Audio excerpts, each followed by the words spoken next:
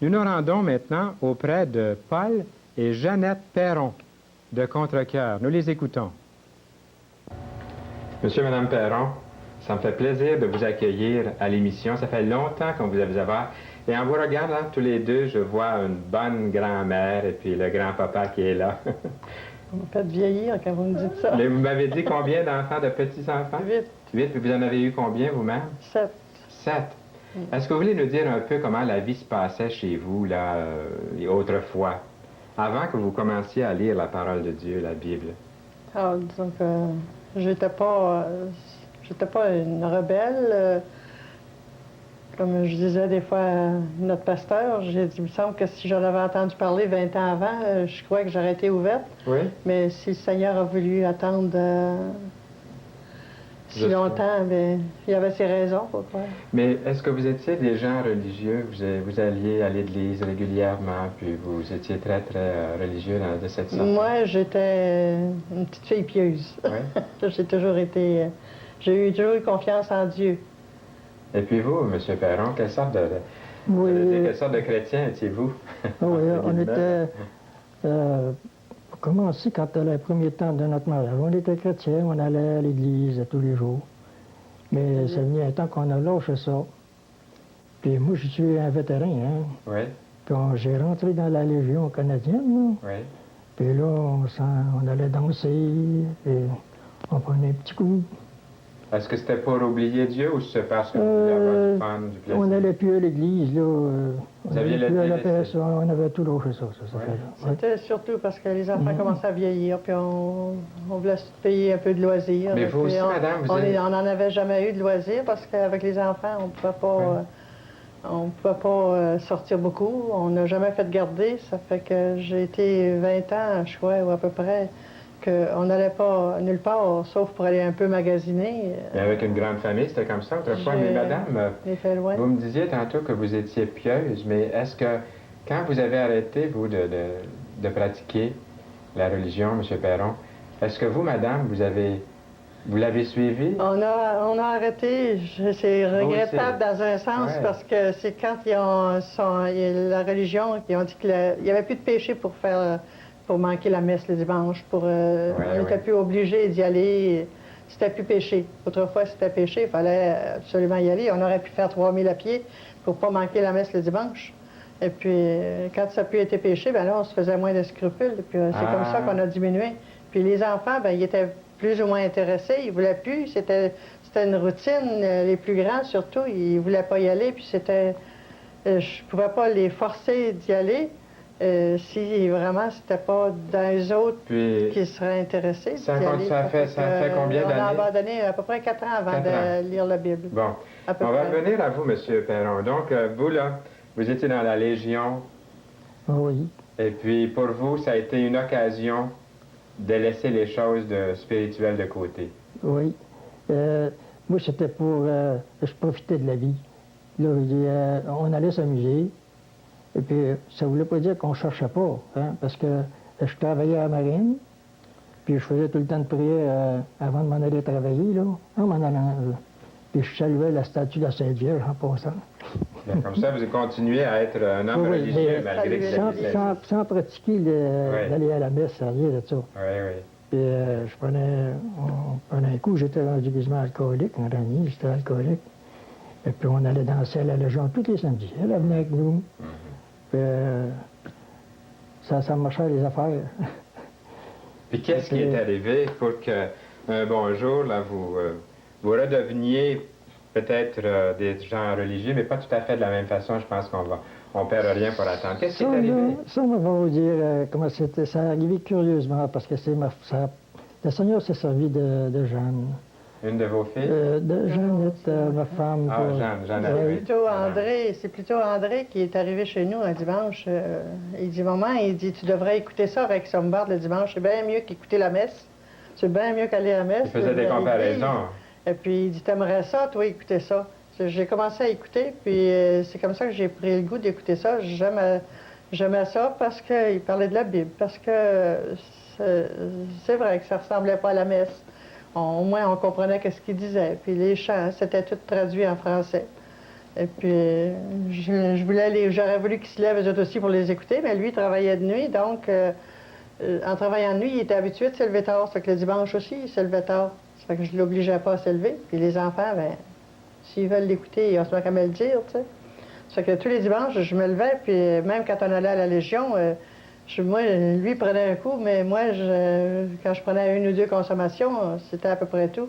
Et puis le matin, je me levais de bonne heure, puis j'avançais une chaise pour être en face de la télévision, pour ne pas la mettre trop fort, puis j'écoutais mon Rexham Band. Puis c'est comme ça que j'ai accepté le Seigneur quand il a fait l'appel à la fin de son message. Puis on a un de nos garçons aussi qui a accepté le Seigneur comme ça en écoutant Rexham Band un dimanche. Puis André aussi a accepté le Seigneur. Vous vous êtes mis à lire la Bible à ce moment-là? Je priais pour mon mari pour qu'il arrête de boire. J'avais dit aux enfants, j'ai dit, je donne pas un an que papa il va arrêter de boire. Et puis on priait pour ça, puis je téléphonais, il y avait un téléphone qu'on pouvait appeler à Toronto. Je téléphonais à Rexham Band, puis je lui envoyais un peu d'argent tous les mois, ça coûtait 5 piastres, je crois, c'était pas la mer à boire. Et puis je leur demandais de prier pour mon mari, puis j'avais d'autres requêtes de prière aussi. Et puis, c'est comme ça que ça a commencé. Puis, j'avais dit aux enfants, j'ai dit, je donne pas un an que papa, il va arrêter de boire. Mais on va lui demander qu'est-ce qu'il vivait, lui, à ce moment-là. Lui, il ne savait pas, lui, à ce moment-là. J'étais pas sauvée, moi. J'étais sauvée, mais lui, il n'était pas. Il savait pas. Qu'est-ce qui se passait en vous, M. Perron, pendant ce temps-là? Là, ce qui est arrivé, moi, je travaillais de nuit. Et puis, le matin, ben, je me levais, il était vers 10 h, des fois 11 h. Et puis, un matin, ma femme, elle avait accepté le Seigneur, elle. Mais moi, je ne le savais pas. Moi, je n'étais pas au courant de toutes ces affaires-là. Et puis, elle avait eu des Bibles aussi, des Nouveaux Testaments que Sambarg avait envoyés. Et puis, elle s'est assise, c'était la première fois que ça arrivait, elle s'est assise sur le bord de mon lit. Puis, elle dit, moi, j'étais à moitié endormi, un peu comme ça. Et puis, elle dit, Paul, j'ai de quoi te dire. Ma femme, elle me dit, ben, je dis, parle, ma femme. Mais j'ai pensé, je pensais que, comme ma mère était malade, ou des affaires comme ça. des mauvaises nouvelles. J'ai dit, parle. Elle me dit ça, elle dit, je voudrais bien que tu sois sauvé comme moi. Être sauvé comme moi. J'ai dit, on va retourner à la confesse, là, puis j'ai dit, on va continuer à aller à la messe, j'ai dit, là. Puis j'ai dit, on va changer de ce vie-là. Elle dit, non, elle dit, c'est pas ça. Elle dit, c'est pas ça. Elle dit, j'ai fait venir des Nouveaux Testaments, puis elle dit, j'en ai un pas de toi. Puis elle dit, il y a ça. Bon, j'ai dit, il nous dit tout ça, la Bible, le Seigneur, il nous raconte tout ça, le curé, là, il dit tout ça dans les évangiles. Elle dit, non, c'est pas ça, c'est pas comme ça, là. Elle dit, j'aimerais ça que tu lises ta Bible. Puis ça restait comme ça. Un petit escousse. Ensuite de ça, là, elle me le disait souvent, lis, là, donc. J'ai commencé à lire ça. Du moins, quand je commence à lire un livre, que ce soit le papillon mécanique, je commence tout le temps par la fin. Ah, vous êtes pareil comme ma femme, vous. Ouais, je commence par la fin, si ça fait mon affaire, ben, je m'en vais le lire, si ça fait pas mon affaire, ben, vous commencez par la conclusion. Si la conclusion est bonne, vous allez voir l'introduction. Oui, et ce qui était drôle, une affaire que j'avais jamais entendu parler non plus, puis j'avais ça, je jouais ça, Apocalypse. Qu'est-ce que c'est ça? C'est un mot qui fait peur des fois. Oui, non, mais je ne savais pas. Ça sonnait curieux, ça. Ouais. Apocalypse. Je commence à lire ça. Je lis ça, puis ça brassait, wow. Là, j'ai commencé à me voir sale, hein, oui, puis ça brassait, la peur, même la peur m'a envahi, là. Et puis, dans le jour, ça me travaillait, ça, cette affaire-là. À un moment donné, là, je ne sais pas, là, j'ai dit au Seigneur, j'ai dit, je t'accepte comme mon sauveur. Elle me parle souvent de ça, il faut l'accepter, regarder avec ça à la télévision. Mais ça ne comptait pas sur cette affaire-là. Le Seigneur, c'était pas ça qu'il voulait, là, tout de suite, lui. J'avais voulu dire ça, puis ensuite de ça, là, je me suis fait brasser, là, pas pour lui. J'ai été 2 nuits sans dormir. C'est une vision que j'ai eue, c'est comme une vision, je me voyais, tu sais. Je me voyais dans une pente, comme de la glace, tu sais, mouillée, là. Je me voyais tout nu, à part de ça. Nu, là. Sale, toute par tache de noir, comme du goudron, tu sais, sur moi. J'essayais de m'accrocher aucune place pour m'accrocher, puis ça descendait en bas. Ça ne montait pas, ça descendait en bas. Là, je criais au Seigneur, hein, sauve-moi, Seigneur. Je ne dormais pas. Hein, je me voyais, puis je ne dormais pas. C'était curieux, parce que j'étais dans mon lit, puis je me voyais là. Là, dans la journée, j'ai dit, qu'est-ce qui se passe là? Puis je dis, Seigneur, pas de temps. Je ne sais pas combien de fois, mais au moins une couple de 100 fois que je lui ai demandé de me sauver. Mais c'était pas ça, là, qu'il voulait, là. Sauver, OK. Puis la nuit d'ensuite, c'était encore la même chose. Rien que quand c'est sur le matin, là, c'était la repentance. Ouais, c'est ça. Je n'avais pas demandé pardon. Hein? Quand j'ai demandé pardon, j'ai dit, Seigneur, je te demande pardon. Fais-moi souvenir, parce que j'ai dû confesser mes péchés, tu sais, en esprit. Hein? J'ai confessé tout ce que c'est que la saleté qu'on faisait, tout ça. C'est là que j'ai ressenti une paix dans mon cœur. Je te dis que je me suis fait brasser là. C'est rien que par la repentance, là, puis là, que j'ai demandé pardon, que j'ai eu la paix dans mon cœur. Là, j'ai continué à lire la Bible au commencement. Ensuite, on a lu Jean, tout ça. Oui. Là, vous avez commencé, vous avez dit on continue, puis on part à nouveau. Mais j'avais encore des doutes, j'ai eu des doutes. Si, j'avais des doutes, là. Quand je pensais à ça, que j'étais dans la pente, là, j'avais encore des doutes, tu sais, j'étais pas encore certain si j'avais été sauvé. C'est ça, je lui disais à elle, j'ai dit... Puis à un moment donné, on avait des leçons de Bible qu'elle suivait. Je ne me rappelle pas trop. Qu'est-ce que c'était, ça? Sur les hauteurs. Sur les hauteurs. Vers les hauteurs. Oui. C'est la soulignée. C'est bon. Des cours bibliques. Ouais. Vous les avez suivis tous les deux? Ben moi, je les suivis, mais quand je savais que c'était assez facile à comprendre, que ça aurait pu lui aider, ben je lui disais, tu devrais lire ça. De quelle façon ça vous aidait? Il nous convainc vraiment de pécher, puis qu'on est sauvé, qu'on ait l'assurance du salut. Quoi. Oui. Ça vous aide dans la vie chrétienne, ces cours-là? Oui. Qu'est-ce que vous faites maintenant? Qu'est-ce que vous faites maintenant, comme chrétien engagé dans l'Assemblée? Oh, moi, je me tiens à la porte.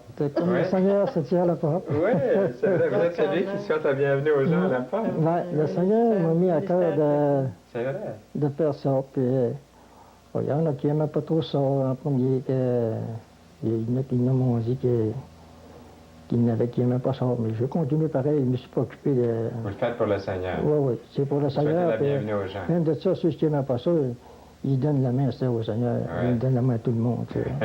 Puis vous, est-ce que vous êtes engagé dans l'Assemblée aussi? Donc, on m'a dit qu'on avait sûrement le don d'hospitalité. Parce qu'on reçoit souvent des gens sans qu'on se soit préparé. J'invite facilement, puis même si des fois je suis pas toujours... j'ai pas toujours ce qu'il faut, mais on dirait que je suis poussée à inviter. Il y a toujours moyen de s'arranger. On a du manger. On en trouvera bien, tu sais, le don d'hospitalité. Puis parfois aussi encourager les gens. Ils disent que le don de prophétie, celui d'exhorter, ça fait partie du don de prophétie. J'aime beaucoup aider à quelqu'un quand quelqu'un vient, demande au Seigneur de m'aider dans ce sens-là. Le Seigneur a vraiment transformé votre vie. Oui. Votre vie de couple. Et puis... Depuis que j'ai beaucoup médité sur le verset de Romains 12, 1, qui dit « Je vous exhorte, mes frères, par les compassions de Dieu, à offrir vos corps comme un sacrifice vivant, saint, agréable à Dieu, ce qui sera de votre part un culte raisonnable. » Ce verset-là, je l'ai médité beaucoup. Et puis, je dis, il me semble que ma vie chrétienne ne marchera pas sans ça. Il faut que je m'abandonne complètement au Seigneur, corps et âme, quoi. Ça fait que depuis ce temps-là, je suis satisfaite, je suis heureuse. Et au commencement, quand je lisais, il n'y a pas de juste, il n'y a... Je ne serais pas capable de le dire par cœur, celui-là, mais... Quand il dit « Il n'y a point de juste, pas même un seul, nul n'est intelligent. Nul n'est intelligent, il n'en est aucun qui fasse le bien, pas même un seul. Ben, moi, quand je lisais ça, je disais « Mais ça n'a pas de bon sens, je ne suis pas si méchante que ça. J'ai eu de la difficulté à accepter ça. Mais quand j'ai vraiment reconnu que j'étais pécheur, je l'ai compris. » Le Seigneur était bon pour vous, et puis je sais que dans votre famille, il y en a d'autres qui ont cru aussi. Toute notre famille a accepté le Seigneur, sauf un, qui est encore rebelle, mais je crois qu'il cherche beaucoup de ce temps-là. On prie beaucoup pour lui. Il va sûrement regarder, vous regardez à la télévision? Je voudrais bien, je le désire beaucoup. Et puis on a 2 de nos filles qui ont abandonné un peu, qui sont, comment est-ce qu'on appelle ça, rétrogrades. Mais ils avaient vraiment accepté le Seigneur, puis je ne crois pas que le Seigneur les abandonne. À un moment donné, il ira les chercher là où ils seront. J'ai confiance quand même. Bien, ça nous a fait vraiment plaisir de vous avoir, de vous accueillir ici à l'émission Toute la Bible en parle. Ça passe tellement trop vite. Vous auriez des choses à nous raconter, à nous dire. Il y en aurait beaucoup. Vous nous parleriez peut-être de vos bons amis Roland et Antoinette, d'accord? Ça en parler mon beau-père et ma mère. Bien oui, il nous a été d'un grand secours au commencement. Le matin, je lisais toujours la Bible parce que lui dormait, il travaillait de nuit. Puis je lisais ma Bible le matin. Et puis quand j'avais des versets ou des choses que je ne comprenais pas, je voyais le téléphone, puis hey, que ça veut dire ça? Mais vous avez encore l'occasion de faire ça. Malheureusement, c'est tout le temps qu'on a eu pour l'entrevue. On vous remercie encore infiniment et revenez nous voir bientôt. Que le Seigneur vous bénisse abondamment pour sa gloire.